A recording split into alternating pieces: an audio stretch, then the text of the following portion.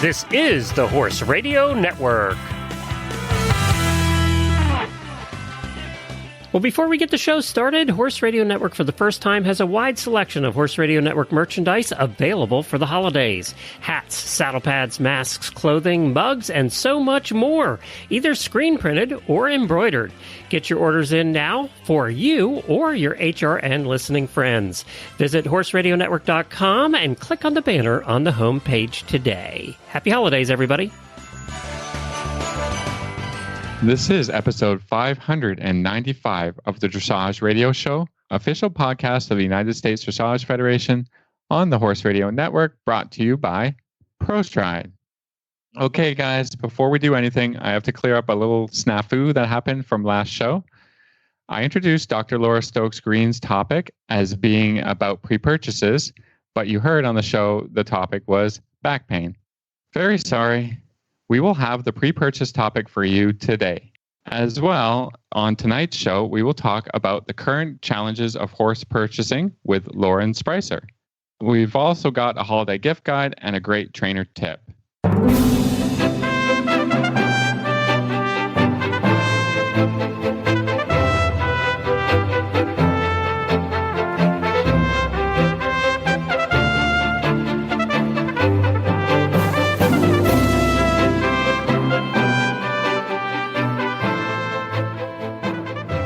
This is Reese Koffler-Stanfield from Loxahatchee, Florida. And this is Philip Parks from Rockwood, Ontario, and you're listening to the Dressage Radio Show. Hi, Phil. Hi, Reese. I don't know if you could tell, but I think I'm having problems talking today, so I'm not sure what kind of show we're going to have. Yeah, no, we're killing it today. It is snowing in Canada. It snowed once in Kentucky, and I was out. I was out of there. Yeah. It was actually, we were packing and the weather was nice, and it was actually a really nice fall in Kentucky this year. So, it wasn't like, I'm really going to miss home. And then Monday it snowed sideways. And then Tuesday it snowed again, and it was 19 degrees, and mama headed south. Not going to lie. It was cold. So we're in Florida. Okay, well, you're getting settled in Florida again. Yep, we're getting settled in Florida. The horses actually leave tomorrow, so we will be all set down here. And we're at our same farm. And my sweet old dog Annie, she's all settled. She knows the farm, and that was really important to us. So yeah, we're here. And so far, again, we're not doing a lot down here. We can ride horses safely and being pretty careful. But so far, when we have ventured to the grocery store, everyone seems to be safe. So that's good. We were a little concerned about that, but so far so good. And then we're on a farm, so we're pretty safe down here. So I can't wait for my babies to get here tomorrow or on Saturday. I can't wait. I don't like being away from them. So that'll be nice. Okay. All right. Well, that's our update. Stay safe. Stay away from everyone. Yep, wear your mask. All that great stuff. And all the good things. And looking forward to the season beginning with competitions in January, I guess. Huh? Well, we hope. I think that's still the word on the street. They're happening, but if they don't happen, it's okay. I have great access to my coach here, and good weather. So fingers crossed we'll be able to compete in January. That's the plan. But we'll see. As we all are doing things, we'll see as things go. We're learning, and this is good for me to learn to be flexible. I'm not necessarily the most flexible, so Phil's laughing because he knows. So no, it's good. So, I hope everyone stays safe. I think right now it's really scary, but, we're trying to get in the holiday spirit today. One of my favorite segments, we're going to do the holiday gift guide here shortly on this show. So we've got a great show, don't we? Yeah. I think it kind of turned out to be a horse purchasing show. We've got topics of how to find horses, or, what to do. And then about, got a veterinarian on to talk about pre-purchase exams. And then Dominique's going to come on and talk all about new vocations, the Thoroughbred Adoption Society. So there's all great topics. I think it's awesome. Yeah. We hope you really, really enjoy it. We're looking forward to it. So we're going to have this commercial break from ProStride. ProStride is the all-natural solution for lameness. It uses the power of your horse's own blood to relieve pain, reduce inflammation, and improve mobility to keep them sound. ProStride can be completed stall-side by your veterinarian in just 20 minutes with no need for trailering. Research has shown improved performance and lasting results with a single injection, no series, no daily supplements, and no monthly regimen. When every stride counts, ProStride. Learn more at prostride.com.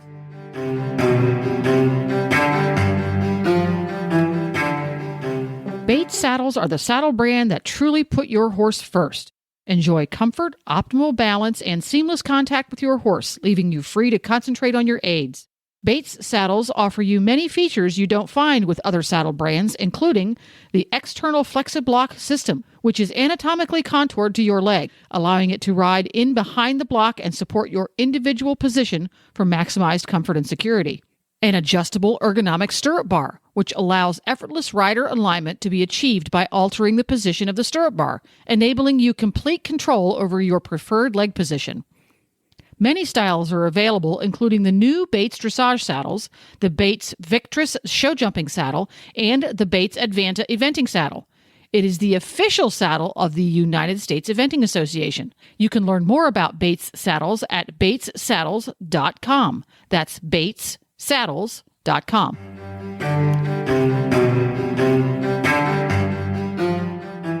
Well, tonight we are really excited to have friend of the show on the program, Lauren Sprieser of Sprieser Sport Horses. Welcome to the show, Lauren. Thanks, guys. It's always a pleasure. No, it's been a little bit, and we needed to check in with you because we've missed you.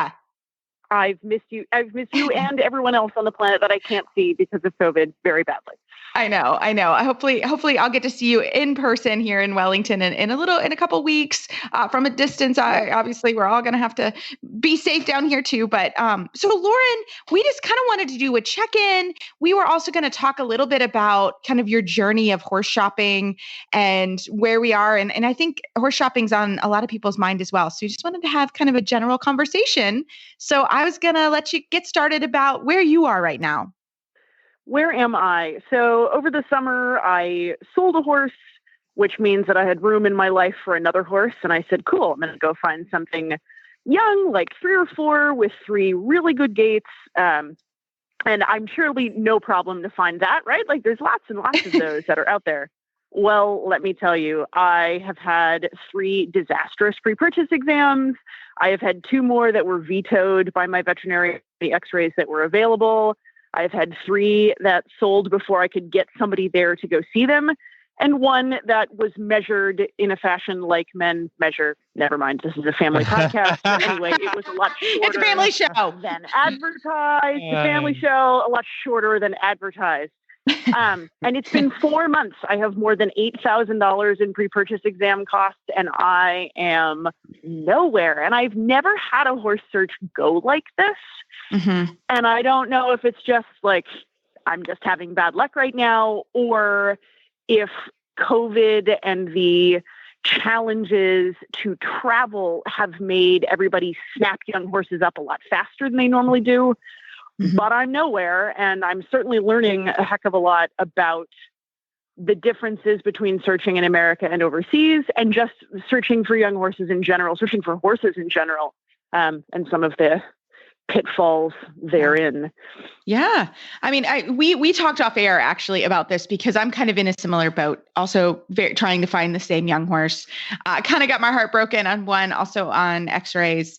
I am not as in the hole with pre-purchases, but I did do a full pre-purchase, and the horse also had bad films. So I tell my vet, kill her the dreams. But that's obviously what we're paying her to do, or our veterinarians, right? They're kind of our advocates that way. And I think like your horses, like my horse failed miserably, like really failed. So, I think this is a challenge. And so that's why we wanted to talk about it on the show, because I think a lot of people are having this challenge right now. I would say, I mean, Lauren, talk to the process. If you were going to go to Europe and look at young horses, what would your process be?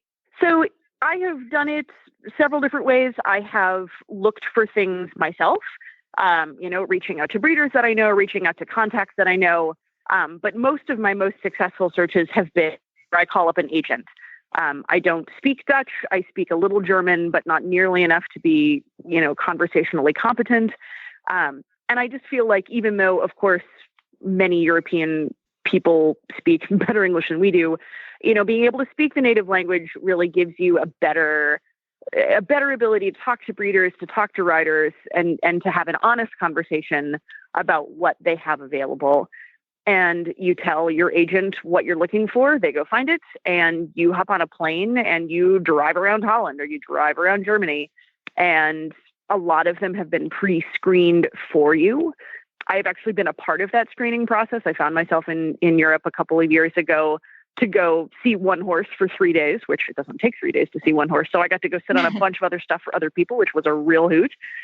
And of course, I know I'm paying an agent for that service, but I'm happy to do it because it doesn't waste my time, and that they can find things that I might not necessarily be able to find. But of course, that means that you have to be able to get on a plane. And certainly right now, that's off the table. It is. It's not. Yeah, it's not an option. Yeah. Exactly. Yeah, I think there's a lot of American buyers that are snapping up horses in America and Canada too. I mean, you guys can't come here for horse shopping, but some people are more comfortable in getting a horse from Canada because it's not $10,000 to put them on the plane and through quarantine. It's only a couple thousand, so that makes it a little bit more reasonable. I've been through this process at home in Europe. I have to say that my best experience was through the auctions. So usually in fall and in spring, there's a group of auctions that you can kind of go to 2 or 3 at the same time.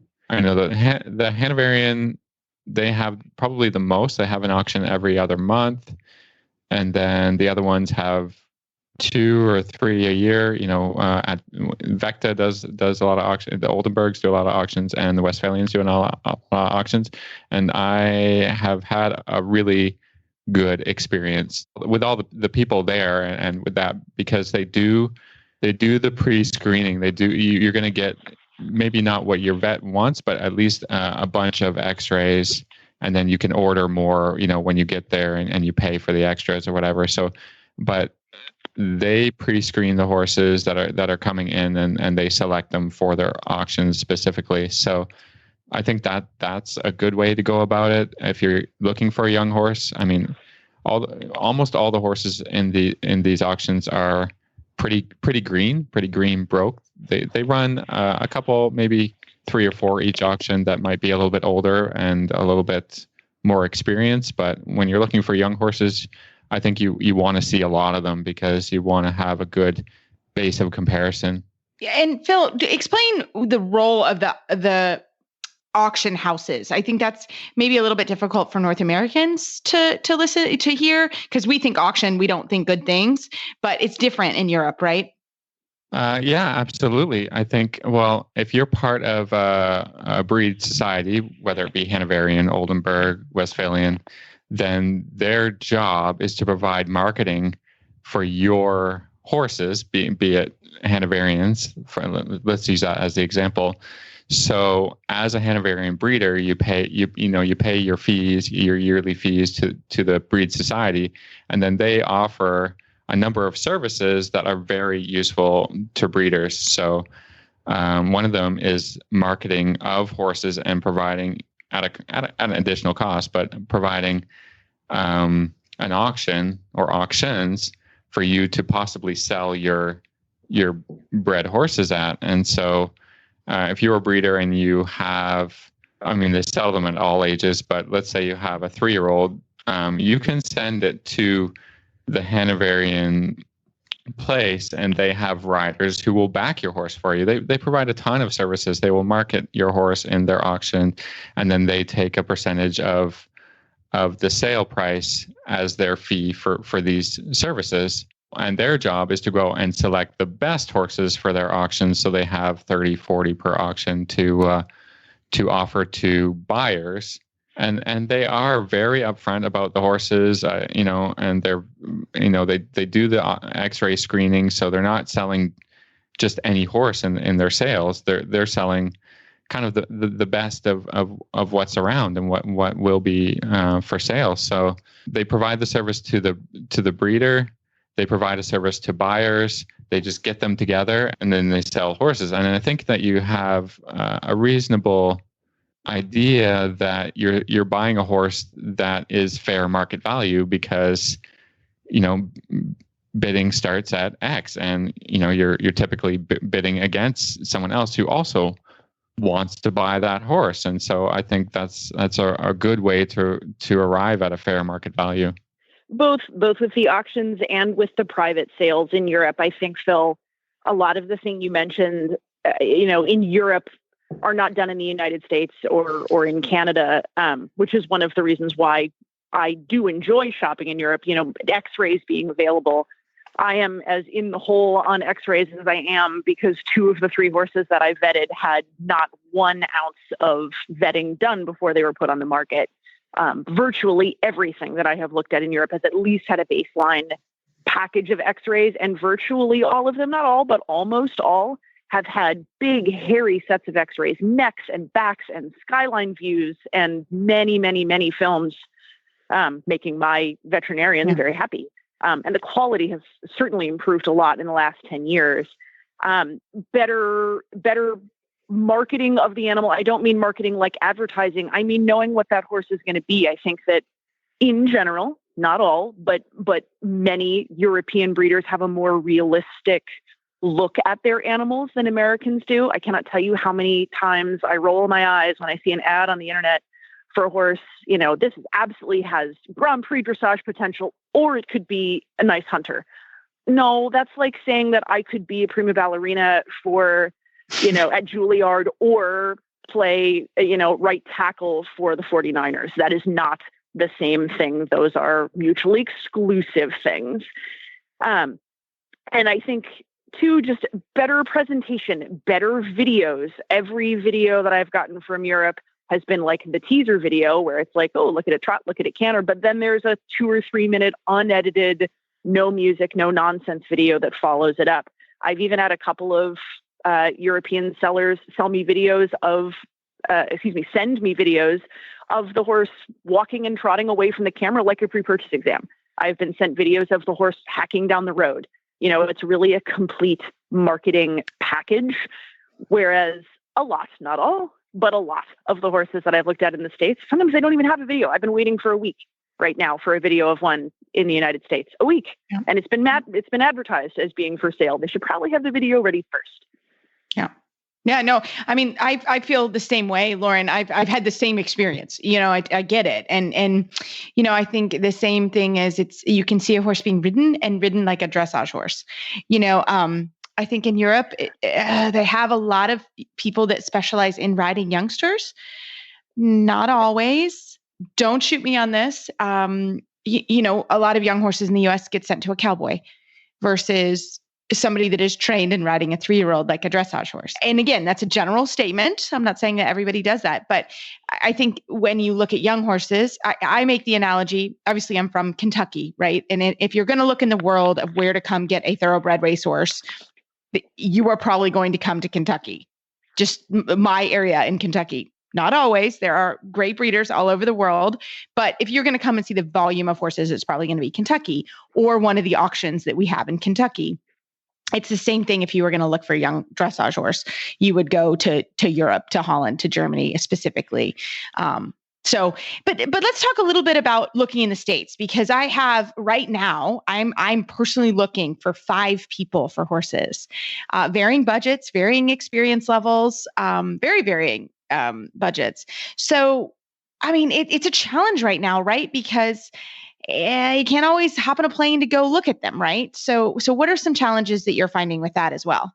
One of the things that I like about looking at horses in the United States, and I realize we've been like dumping on American breeders and being we do love American breeders. We do love you. American breeders, and also, I much prefer to shop for horses, whether they're young horses or trained horses in the United States, because they're easier to track. I can go on to USDFscores.com and I type in their number and I can see their whole competition history.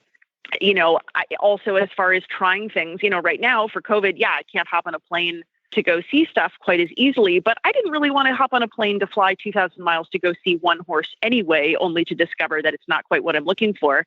And so here in the United States, this is where all my friends live. So if I'm looking at a horse in Texas, I can call, my friend Lauren Fisher, who worked for me, and I can say, hey, Lauren, a car and go sit on this for me. If I'm going to go see a horse in Washington State, I can call someone and say, hey, go sit on this horse for me. If I want to see a horse in New England, call my friend Liz Karen and I say, hey, go sit on this horse for me.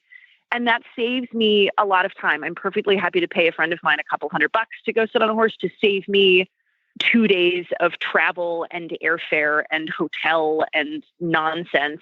Even before the coronavirus hit, that was the case. I also think that here in the U.S., if you're selling something nice, you're probably going to send it to Wellington, Florida between December 15th and April 15th.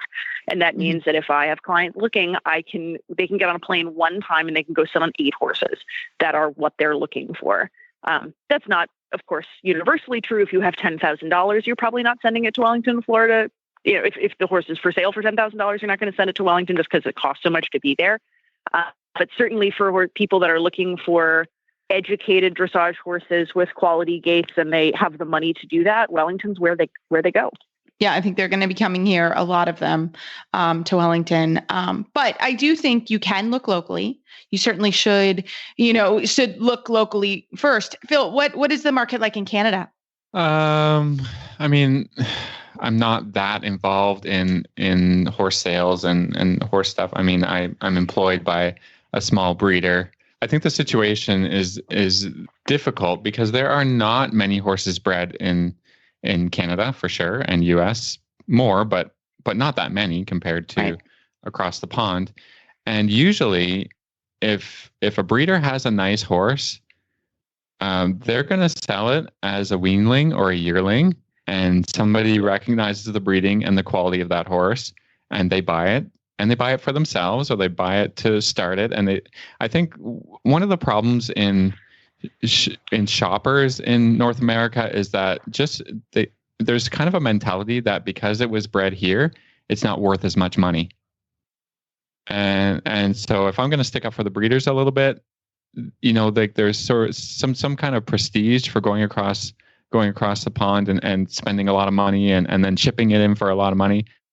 For people I've purchased, as an agent or as a trainer, wonderful horses in Canada that are well bred, are good moving, and have done the job, and are reasonably priced. So I don't look down on the horses here, but I just think like you gotta snap them up quick, because they don't stay on the market very long if it is a good horse. And I think that's the situation that we're in. And the horses that are around for, and for sale for, a few months or a couple months or whatever, probably, haven't been pre-purchased. And then when you do, you get a bit disappointed, right?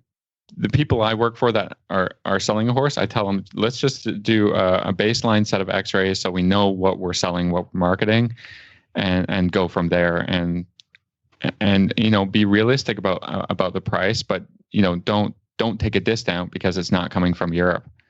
It's hard. It really is hard. But no, I think it is hard, and I think Lauren and I, again, I would love also to buy in North America. I think that would be great. But I think, like you said, and I'm not saying that there should be a discounted price at all. In some ways, I would pay more in the U.S. than I would because I don't have to ship it from Europe and to take the risk. But I think that the prices that I'm experiencing are very comparable. The 2 American bred ones that I tried first that unfortunately broke my heart on pre-purchase were both priced at exactly in the States what it would cost me to get one in Europe and then ship it. So I think that the price point is not dissimilar. And I think anybody who says, well, I don't want to buy an American bred horse is being silly. Like I don't care if it was bred on Mars or Uzbekistan. I don't care if it's got 3 good gaits, good x-rays, and it won't eat me for lunch, then I'm sold. But to Phil's point, a lot of the good ones get sold as weanlings. And if they get sold to people who start them well and then put them on the market, great. I want to go meet those horses. And if they get sold to people who don't start them until they're 5, or they start them in a bitless bridle or whatever, then they're lost. And that's a shame. Yeah. Yeah. And have you experienced, Lauren, I mean, I've seen just in general in my search that trained horses right now are going for a premium. that because you're not able to go to Europe. So if you're looking for a trained horse, it is probably going to be some money right now if you're looking in the US. What do you guys think? It's for sure. It's going to be some money and it's going to sell real fast because the market is hot right now. Like, I don't know why we're all buying horses and houses, but that's what we're doing. Oh, and puppies. And puppies. And puppies. Oh, I love puppies. I love puppies. I want puppies. Lauren, maybe we should buy puppies. No, I think so. They are less heartbreak for sure. Well, yes, for sure. Well, I think it's just a very interesting discussion. And certainly if anyone's, experiencing or has young horses, text Lauren, email me and Lauren. We will love it. Please do.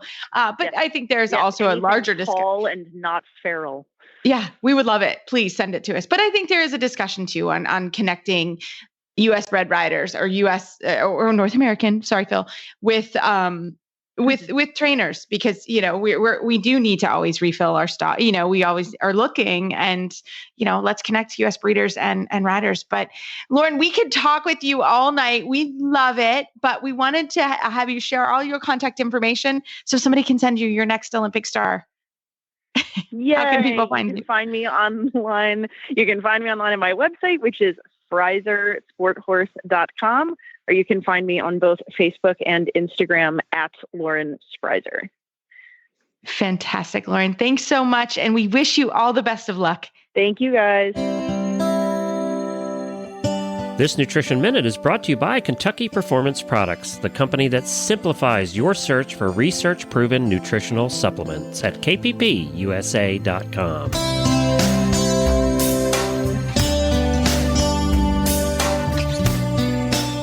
Have you heard of a yeast called Saccharomyces boulardii? It's a type of probiotic that benefits your horse's digestive tract. Often referred to as S. boulardii, it works in several different ways.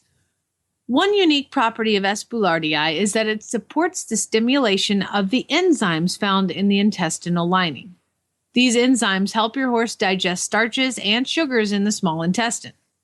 When the sugars and starches are more completely digested, fewer of them escape into the hindgut, where they can ferment and cause imbalances that may lead to colic, diarrhea, and laminitis.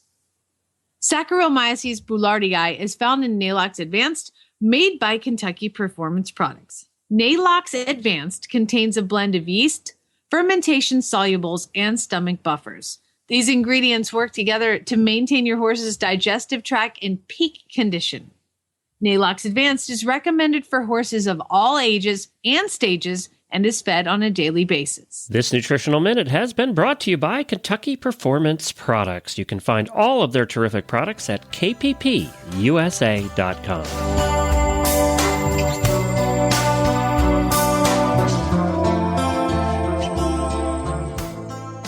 And now a quick word from EcoGold. No slipping, no sliding, no problem. EcoGold secure saddle pads are engineered to keep the horse's back comfortable while keeping the saddle in a place for a safe, competitive ride. They have impact protection through the seat and ultra-thin flaps, providing the rider with better communication and a more stable riding position. Available in both English and Western styles. Shop the entire collection of wonderful saddle pads at ecogold.ca. Well, tonight we are so happy to have back on the program Dr. Laura Stokes Greene of Steele & Associates. Welcome back, Dr. Laura. How are you tonight? Thanks so much. It's great to be back, and I'm excited to talk about this topic. Well, we've got a great topic tonight that at some point in your career, more than likely, we will all purchase a horse. And this is a really, really good time to have a plan with your veterinarian. So you're going to talk to us a little bit about pre-purchase exams. So I'm going to let you get started. Yes. So one of the things I think that's super useful for buyers is when you find a horse that you like and are interested in, before you even select the vet to do the pre-purchase, do your homework on the horse. And what that means to me is find out what the show schedule has been. Make sure that the horse, if it is a show horse, has had a consistent show record and doesn't show any big gaps in the history. And do a little bit of an evaluation yourself of the conformation of the horse. The number one thing that I look at is the front foot balance on these horses, because they're so often not perfectly balanced. So that's not a deal breaker right off the bat, but it is something that you should be aware of if the horse has one clubby foot and one low foot, or if they're really offset. It's useful information to kind of get an idea ahead of time of how significant that is. And then if you can get the medical records on the horse from the seller, that is just amazing, because what that helps us as the pre-purchase veterinarians understand is how much work has been put into this horse and how much work needs to be put into the horse in order to maintain it at the level of show or competition at which you hope to achieve. So asking the right questions of the seller.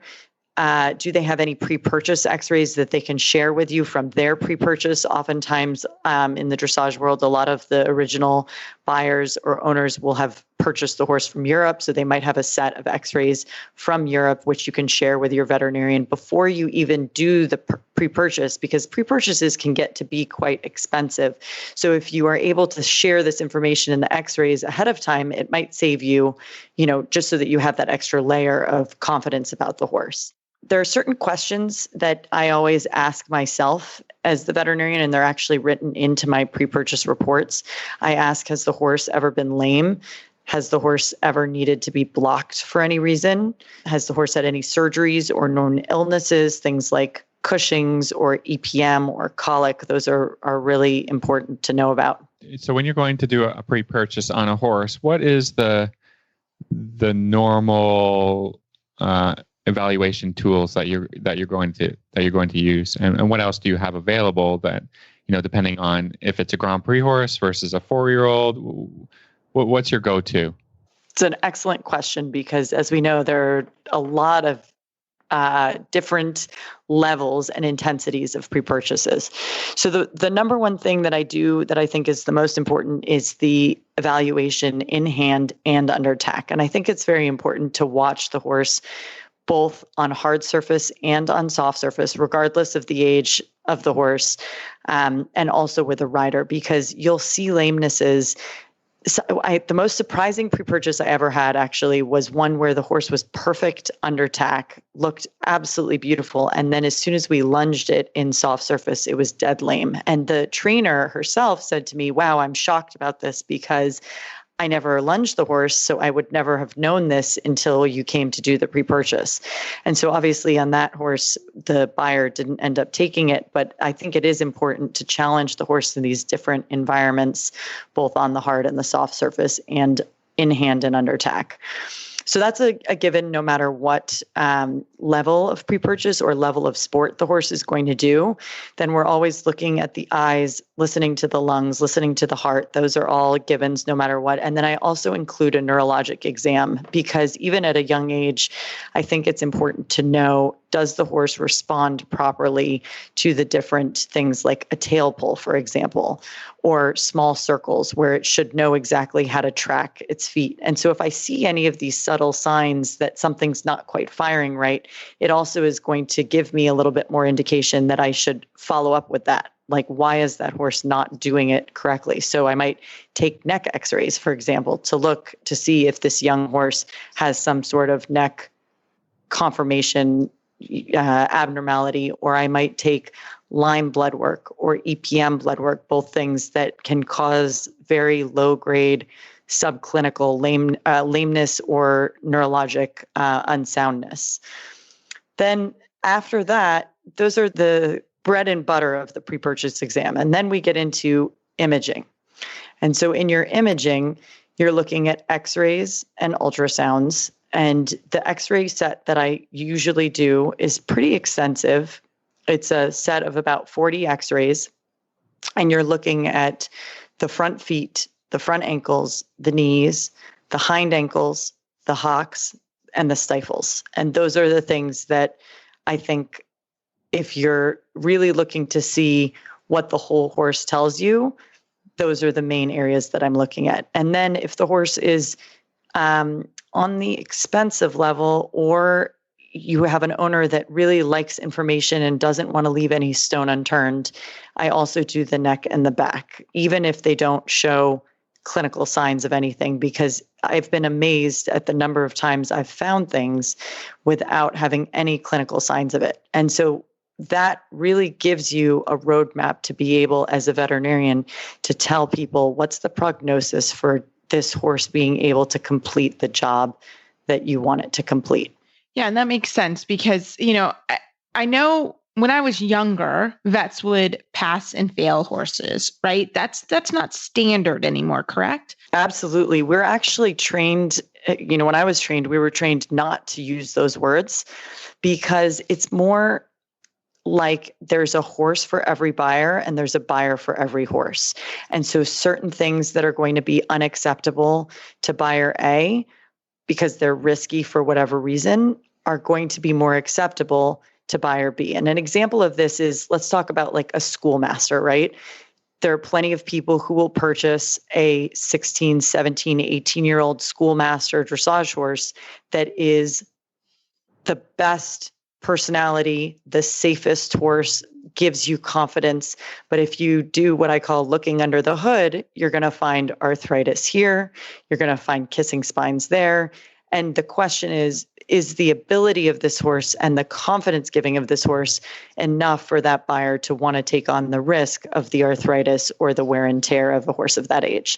Some people would say absolutely not, and then they go for a younger horse. But there are also things in those younger horses that you might not find. So for example, if I don't do a full pre-purchase, I always write on the bottom of my pre-purchase exams a disclaimer that basically says, if I haven't imaged it, if I haven't x-rayed it, if I haven't ultrasounded it, then I can't really tell you about it. Because let's say, for example, a stifle cyst, a big stifle cyst in a 4-year-old horse might not show up at all. I might see no joint effusion, no lameness, no resistance to flexion, and yet still when the horse is 10, 11, 12, all of a sudden that stifle cyst becomes very clinical and career-ending.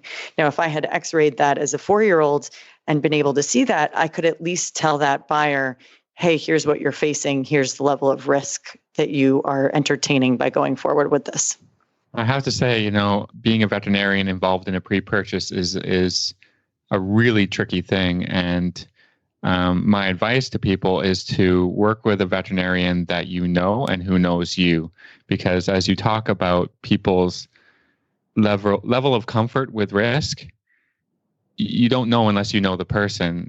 I think a lot of people have certain things that they've dealt with and that have come up in previous horses that they've owned and that they will not tolerate in a pre-purchase and in their next horse. But a veterinarian doesn't know that if you don't have a relationship with them. Absolutely. I have certain clients that I know won't take a horse that has EPM, for example, because they had such a bad experience with a previous horse that had EPM that even if the titer comes back relatively low level and there's no neurologic signs, they still pass on the horse because they're just shell-shocked from their previous experience. And that's fine. The thing that's so nice about this is if you have that very clear communication, pre-purchases take me the most time of any of the things that I do because they're such a big investment for people. And I really, really want people to be sure about their decision. And because I can't say, yes, this horse passes or no, this horse fails, I want them to be able to ask all of the nitty-gritty questions that help them to make that decision. Yeah, and that makes total sense. I think it's a difficult thing for all, even for trainers, right? I mean, it's just a time where this is really your team effort that needs to go into this and figuring out who, how's it going to work? And if something comes up, and that's what I wanted to talk about, right? Pretty much every pre-purchase exam, there's no perfect horse, right? How do you 100%. kind of handle that? Yeah. I think you bring up a really good point about the trainer relationship as well, because that is something that really is about suitability of the horse. And the suitability of the horse is as much of a reason that we purchase the horses, if not more, than the physical makeup of the horse. So if you have a perfect vetting on a 4-year-old that's, going to be going to an amateur and is going to be absolutely insane, that's not going to be a great fit, but it might veterinarian wise be perfect. But then, so the trainer relationship really, I think, starts off the whole process in terms of trying to find that suitable horse for the client if they have a trainer. And then I think there's also different levels of the degree in which we can evaluate them. And that sometimes I have clients that just want absolutely everything done. They want every leg ultrasounded. And I love those pre-purchases too, because then I'm able to give them the fullest picture that I possibly can. But on some horses like 4-year-olds or 5-year-olds, I don't necessarily think it's useful to ultrasound every single leg, because the probability that the 4-year-old or 5-year-old has a suspensory that's starting to wear and tear is very unlikely compared to the 10 or 11 or 12-year-old horse. The other thing that I've encountered, and that maybe people don't realize, is that the technology and the education is constantly evolving. In vets who are dealing with sport horses and all of this. So someone who's did a pre-purchase on a horse 15 years ago, they're going to get a little bit different, not crazy, but a little bit different advice if they're going to do a pre-purchase. Thinking about buying their next horse or whatever, and they're gonna do it right now. I think a lot of people run into, well, we didn't do it for the last horse. Why should I do it? So I think there's a lot of evolving thoughts on topics and even interpreting X-rays and that kind of thing. For sure, the X-ray sets that we've gotten in the past from referral veterinarians in Europe have actually improved dramatically over the past 5 years. And I think that's because of the advent of digital X-rays, and the ease and the expense has gone down in acquiring one of these systems. And the quality of the X-ray that you get with a digital X-ray system is just so far superior to either the cassette systems that they used to have or the film systems that they used to have. So that for me is a have to, not a want to. You need to get a set of X-rays from somebody who's got a digital X-ray system, because the quality just isn't good enough, in my opinion, otherwise. That makes sense. And I think if you buy some horses in Europe, obviously it's stressful because there's a language barrier, and there's also different standards. Because a lot of times the vets in Europe are okay with the X-rays, for example, and then they come to America. So could you talk a little bit about that? Because I've had this happen myself, actually. Right. So I think it's helpful to describe ahead of time to the vets in Europe, if you're going to use somebody over there, to describe what kind of pre-purchase you want. And we work every day with a lot of vets over there that have been trained in the American way. And what's nice about that is, if the horse is coming over here, then you want to have that kind of baseline understanding. But certainly it's a lot of communicating. It's a lot of understanding where the background of that horse is coming from. And I think one of the things that I recommend that's helpful is, if you're doing a pre-purchase in Europe, have the vet video, or have somebody video the vet doing the flexions, and have somebody video the horse doing the different tasks that you're asking. So have somebody video the horse trotting in a lunge line on the soft surface, have somebody video the horse trotting on the hard surface, so that you can share that with your vet in the US, and they can give you a really as comprehensive of a consult as possible. I think the vettings that are the easiest for me when they're international, when I'm doing a consult, are the ones where I have the most information. And I have, somebody sends me about 20 WhatsApp videos, and then they send me all the X-rays that they have taken for this exam. And then they also send me the pre-purchase X-rays that they had previously. Yeah. I mean, that's awesome to be able to go back and really, really watch the horse and have that for your records as well, to say, okay, maybe 3 years or so, the horse has a problem. It's good to be able to look back at the videos, and also the X-rays that were done before, as kind of a baseline after you end up purchasing the horse. Keep those around. So Laura, we were talking about some resources that you have available that maybe our listeners would be interested in, talking about pre-purchases. So I would be happy to provide the template of what our pre-purchase from Steele & Associates looks like. It's a very long pre-purchase. I put a lot of information in there. I think the more information that I'm able to give my client as the buyer, the better, because it really allows us to go line by line through the pre-purchase and discuss each of the aspects. So, are the teeth normal? Does it breathe normally? Does it look normally on the hard surface and the soft surface? I really go through line by line. Are the flexions all normal? So I'd be happy to share that with whoever would like it if you want to email me. And my email address is stokesgreenedvm@gmail.com. And so that's my last name, Stokes, Stokes, green like the color with an E on the end, dvm@gmail.com. Fantastic. And Dr. Laura Stokes Greene, where can we find your website and your clinic? Absolutely. So Steele & Associates is based in multiple places. We have vets in Virginia. We have vets in Kentucky. We have vets in Wellington and New York, New Jersey, Connecticut. The best place to find me is on Instagram at Dr. Laura SG, and that's spelled at Dr. Laura SG. I love to post photos there and I love to answer questions from people. So please feel free to reach out. Well, thanks so much, Dr. Laura, and we look forward to talking to you another time. Thank you. Have a great night.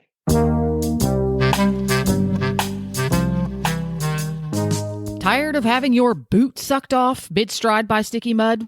Mud control grids are the solution. Frustrated by mushy, slippery messes at the paddock gates? Mud control grids are the solution.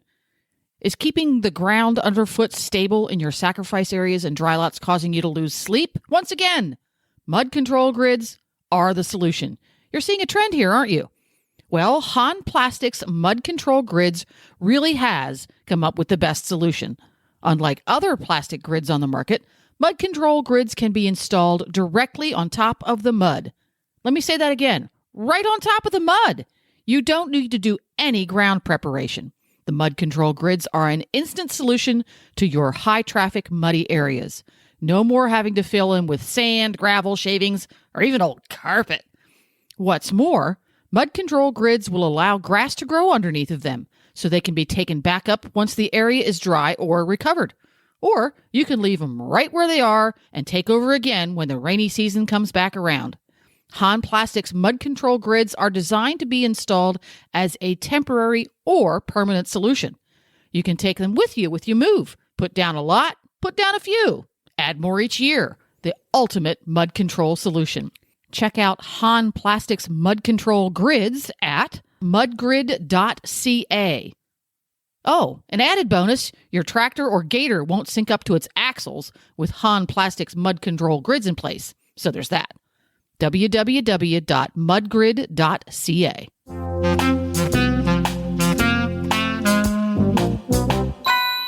Well, Phil, I'm not going to lie. This is probably one of my favorite segments we do every year.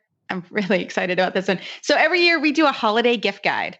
And guys, I don't know if you know this, but I love to give gifts. I like to give gifts. I'm not going to lie. Who doesn't like to receive a gift? But I really like to give gifts. So Phil and I are going to do a little holiday gift guide on some things that we really like. So Phil, you want me to start? Yeah. Okay. Let's see what you got. Like, all right, wait for it. Okay. A 4-piece holiday riding set. You've got wraps, you've got a quarter sheet, you've got a head. I don't know what you call it. Like, it's not a helmet, but like a earpiece. Oh my gosh. 4-piece riding set. Your horse can look like Santa on your riding for Christmas from the tack room. I really like that one. I really want that one. So what do you got? What's your next one? Yeah, I think the girls really like to go matchy. Oh, totally matchy. So I really like that one. I have noticed that, and they probably have some new colors I've never seen before, and well, this one's just a Santa. It's just a Santa look. Oh, it's like, okay. Your horse looks red and white. It's super cute. It would be great in your Christmas photos. Love it. So cute. Okay. The gift that I really like to give and get is just a horsey themed mug, because who doesn't use a mug? If you're Canadian, you're drinking warm drinks all day long. So I think that's really nice. It's really handy. It's really useful, and you can find funny horse sayings and personalize it. So if you're early on your gift giving, you can have something made. Yep. And this would be on the same thing from Blue Ridge Engraving. You can find this on Etsy. Personalized equestrian grooming kit, gifts, brushes. It's awesome. So I really, really like this one. So Blue Ridge Engraving, most beautiful grooming kit you've seen. Like, I love it. That was a favorite of mine. Yeah. Again, if you're early on it, I've seen some really, really nice. If you're from a particular barn and you have logos, you can put that kind of stuff all over. basically anything you want Anything, nowadays. yeah. Or order through mail and they ship it to you. My next one is probably what we should have done for the first one is the Horse Radio Network stuff, whether it's the masks or the mugs or they have a lot of stuff on the Horse Radio Network. So you can kind of check that stuff out on, everybody knows horseradionetwork.com. Yeah, we love that. And obviously supporting our network and our home, that would be awesome. I got another one, the Cutting Board Shop, Horse Lovers Custom Cutting Board. That one's pretty cool too. I love all that kind of stuff. Like I like matchy, I love engraved. This would be so fun for your trainer, I'm just saying. Or if you're doing, a get together at the barn, that would be super fun. Nice.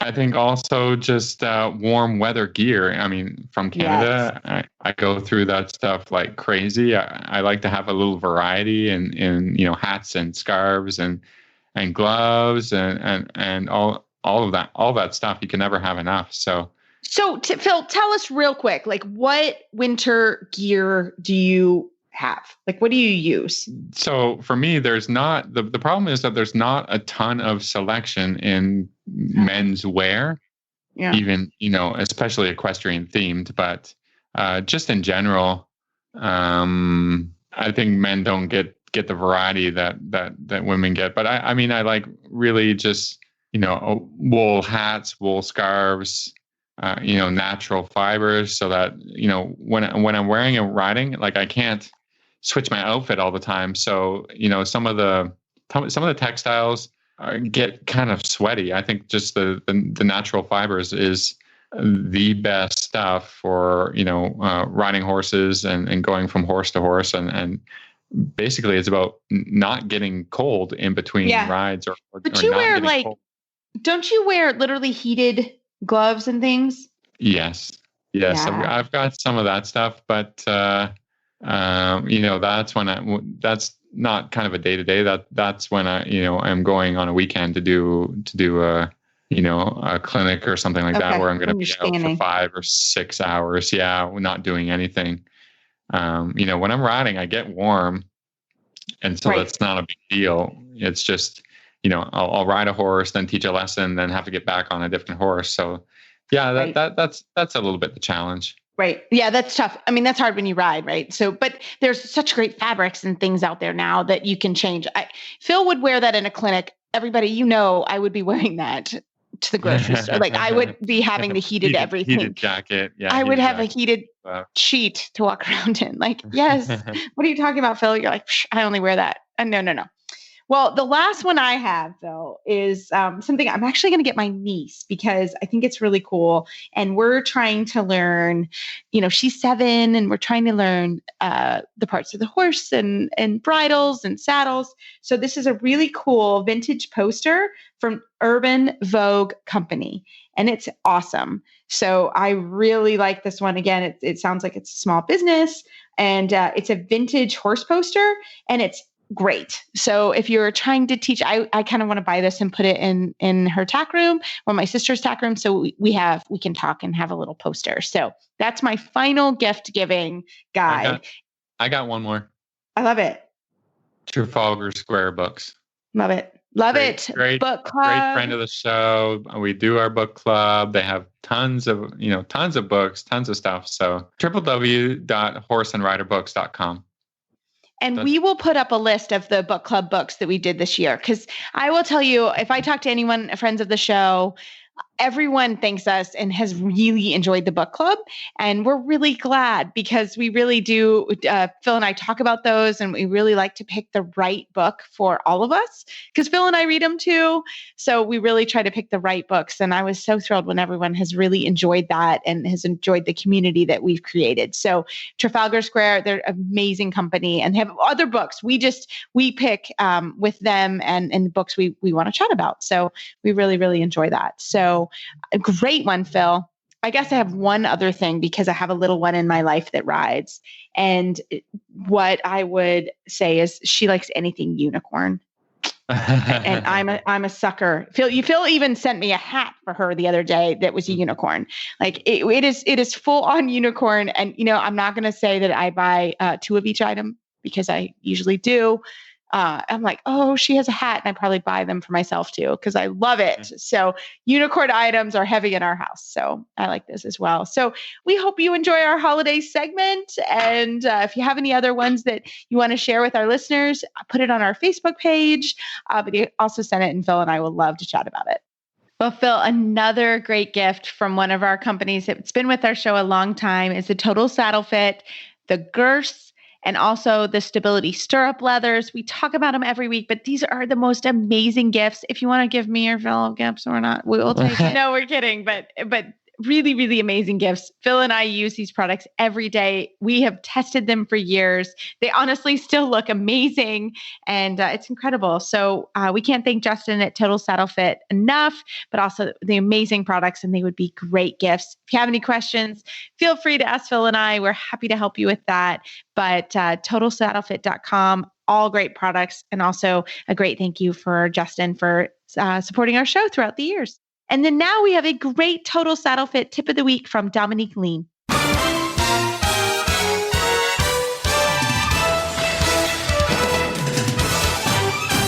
This week's dressage training tip is brought to you by Total Saddle Fit, home of the shoulder relief girth at totalsaddlefit.com. Well, tonight I am so happy to have Dominique Lean. She was my assistant trainer for 2 years at Maple Crest Farm, and now she is the barn manager and rider at New Vocations in Lexington, Kentucky. Dominique, welcome back to the show. Thank you for having me. I'm excited to be here. We're so happy to have you. And, as everyone knows, I'm so proud of my girls. Dom has been one of my girls for a long time now. And I'm so excited for your new position. So could you tell us a little bit about New Vocations and what you do there? Yes. So New Vocations is a nonprofit racehorse adoption program. We are based in several different states, but our main location is in Lexington, Kentucky. And our mission is to rehab, retrain, and rehome off-the-track thoroughbreds and standard breds. At the Lexington facility that I work at, we just have thoroughbreds. We have about 50 on the training side and about 20 on our rehab side. So my day-to-day just is evaluating the horses and riding them and taking care of them and just trying to find them the best home. I love it. So, Phil, you have our Total Saddle Fit tip of the week listener question, and everyone will know why we asked Dom to come on the show. So, Phil, fill us in. Okay, we got this email. It was a little while ago, but could you give some information on what you look for in an off-the-track thoroughbred when considering one for dressage? What are your must-haves, and what can you live with? I would say that what I look for is something sane, sound, and serviceable. Those are my 3 things that are most important. So you want one with a good brain, a good head on its shoulders. But as for a dressage prospect, I would say looking for one with an uphill conformation is going to make the self-carriage easier in dressage, and looking for one with good feet, because thoroughbreds can have problems with their feet. So making sure that they have good feet is going to be a good basis for your starting point, and making sure you have a plan with your farrier if you're getting one with not as good a feet. But just a good brain, an uphill conformation, and sane is, I would say, the top things to look for. So, Dominique, how many horses, how many horses do you see kind of on a, weekly, monthly basis, and how many would you point toward dressage on average? We have about 30 in our training stalls, and they are moving in and out each week. We're getting new ones, and ones are coming out and going in. But I would say that half of them would be good for dressage, because some of them are a little more fiery and they take to the self-carriage better, and they have lovely natural movement. Some of them, their movement's not as great, and I wouldn't say they would be great for dressage, but it's about 50-50. Yeah, I think also, kind of what's important is also to do your own homework about, normally a thoroughbred off the track is not going to be a lot of money, but I think it's worthwhile to have a veterinarian come in and do a soundness check, or maybe get some x-rays, and, just to have their opinion on the horse's soundness, and to look at that before you start putting any work into them. Yes, I agree. Yeah. I think that's huge. Well, I think that's honestly huge for any horse, right? I know a lot of people that don't vet horses. I'm sort of not, that makes me, because we put so much into them, all of us, in time and sweat and energy and money and love and love. And, it's really hard if there is something there. So I think we're all advocates of pre-purchases. And so, Dominique, at New Vocations, right, you do not, as the client or someone that's coming in, do not sit on them, correct? The riders are the one that ride them, right?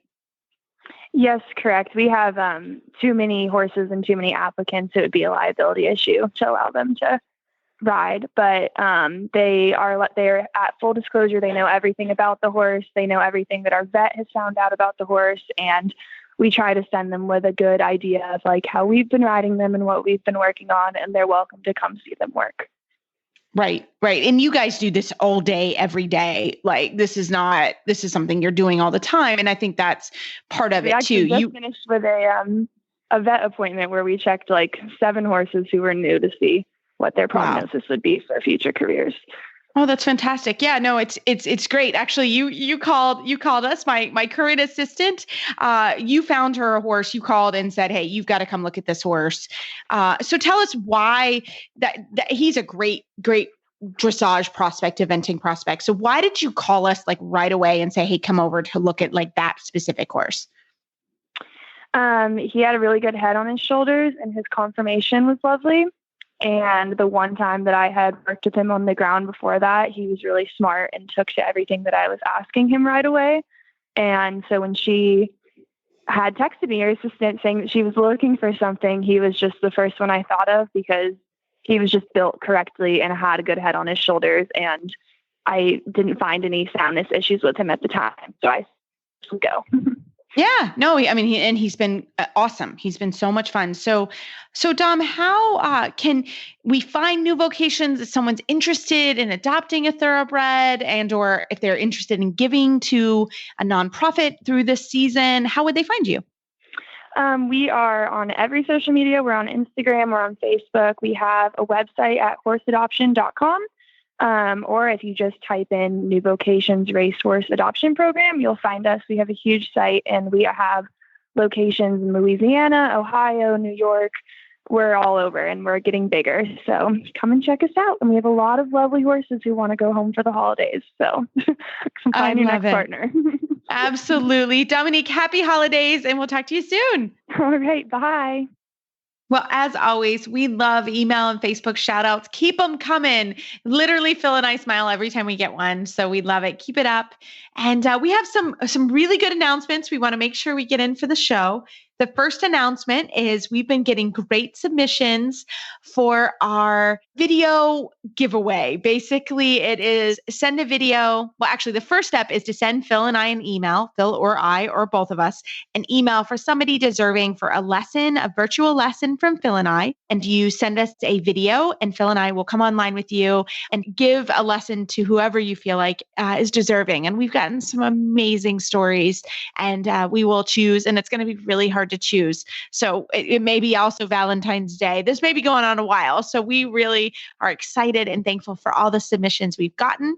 So send us an email of somebody that you feel like would love a lesson from Phil and I, a virtual lesson. The next announcement is don't forget our book club book, Effortless Dressage by Uta Graf. Effortless Dressage Program, a top rider's key to success using play, groundwork, trail riding, and turnout. So that is available on horseandriderbooks.com, Trafalgar Square. Sorry, I was going to just jump in and say the cool part was that I put up the message on the auditor page, and this is the book that we have gotten the most submissions for to receive the book. Yeah. Awesome. Yeah. So that was a bit of a tough one. Well, actually, if anybody knows, I talk about it sometimes, but I assign everybody a number and then the numbers go in the hat, but I had to make a bunch of numbers this time. Did you? I didn't even know how you did that because that's your department.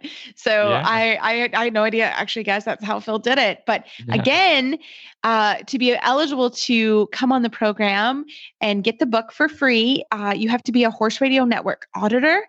Also a great gift if you wanted to gift somebody who listens to the radio network. That helps the network. That helps Phil and I. So it's a great way. So you go to our website is horseradionetwork.com, and there's information about how to become an auditor. And it's basically a friend of the show and a friend of the network. So we would love that as well. Being part of the community. And there's a few perks about that. You get some behind the scenes interviews and stuff, and the book club is a nice perk. So yeah, we thank everyone that has already signed up and is an auditor. That's so awesome for you to support us. Yeah, and thank you. We appreciate. Thank you. We appreciate it. And our last announcement, like I told you, we had some announcements. But if anyone is a USDF member, the USDF convention is going on right now. The show should come out on Saturday, and there's meetings on Saturday and Sunday. Most of the featured education is on Sunday. So if you are in the house, can't go anywhere, free education to any member. It's really easy. You have to go online and there's a process. You have to download an app, but it's really, if I can do it, you can do it. Very simple. They've done a great job. And I was on a couple meetings today, so I would highly recommend it. Great featured educations on Sunday. So check it out. And again, it's free for any members. So as always, you can find our show notes and links to today's guests on our website, dressageradio.com. Like us on Facebook, just search Dressage Radio Show. Follow us on Twitter at Horse Radio. My website is maplecrestfarmky.com, and my email is reese@horseradionetwork.com. I think the best way to find me or contact me is through Facebook, or my email is philip@horseradionetwork.com. I'd like to thank the sponsors tonight for allowing us to put on a good show. That's ProStride, Kentucky Performance Products, Total Saddle Fit, Eco Gold, Han Plastics, and Bates Saddles. Don't forget to check out all the other shows on the Horse Radio Network at horseradionetwork.com. Everybody, keep your heels down, your shoulders back, chins up, and we can't wait to talk to you next week.